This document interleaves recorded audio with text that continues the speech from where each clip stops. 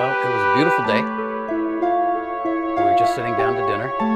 In fact, my wife was just getting ready to close the sliding glass door into the backyard. And all of a sudden, we all heard the explosion. And I saw her back off from the sliding glass door. We all stood up and looked out and saw the flames. Now we have literally a half a block of homes burning. I immediately thought it was an airplane because we live so close to the airport. We just saw people running up the street away from the fire. We encountered an elderly lady in a nightgown in a wheelchair in the middle of the street, just screaming. And my son and I decided, well, if this lady is here in the middle of the street by herself, maybe there's other people that might need some help. So we jumped out of the car and started knocking on doors. And I happened to walk into the home, the home that she actually had come out of, because the front door was open. So I ran down the hallway and I looked to my right and I saw another elderly lady in her bed. Went to get her and I helped her out.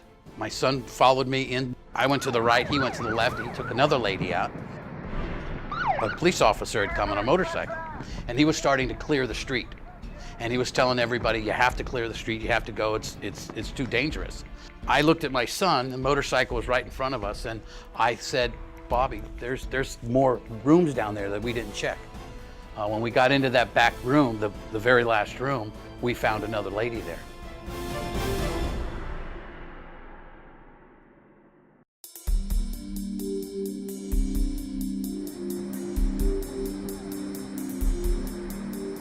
The 2010 San Bruno, California pipeline explosion is a reminder of how important it is to ensure our communities are prepared for emergencies, big and small. This is especially true for staff who manage residential care facilities. This training video targets the owners, administrators and staff of residential care facilities, and focuses on the evacuation of care homes with up to 6 residents licensed by the state. These care homes can provide services to a variety of residents, including elderly adults and developmentally disabled adults and children. Responders need to be aware of the complexity of what is needed to evacuate these sites and where they are located in your jurisdiction. You may expect that staff from a residential care facility may come to you asking for advice, or that there may be an opportunity to reach them through citizens programs, such as the Community Emergency Response Teams, CERT. The objectives of this training are: define a residential care home, illustrate the need to know where these homes are located, and the number in your service area, demonstrate the special circumstances and challenges that are required to evacuate this population and to make them more self-sufficient. So, how did we get here? People that work in a facility like that, first of all, should be prepared for emergencies. One of the ladies that was a caretaker fled from the explosion, and that's why the ladies were left alone in the home. If I didn't go in there, I don't know if anybody would have gone in there. Through our fire district annual inspection process, and after a number of care home tragedies, we were able to identify a gap in understanding and expectation within the care home environment. Also, in evaluating how to meet federal requirements for assisting those with special needs during an emergency, our fire department initiated a working group with local residential care facilities. The group's objective was to address fire and life safety issues.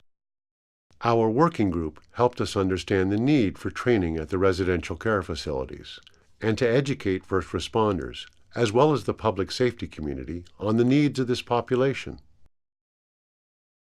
We identified 75 residential care facilities in our jurisdiction, over 155 square miles. How will you find the location of the residential care facilities? In California, there's a website provided by the Department of Social Services where you can search and identify all of the care facilities in your area. For those located outside California, search for your state's department responsible for community care licensing. Let's look at what we'll cover in this training. Prepare. Know when to evacuate.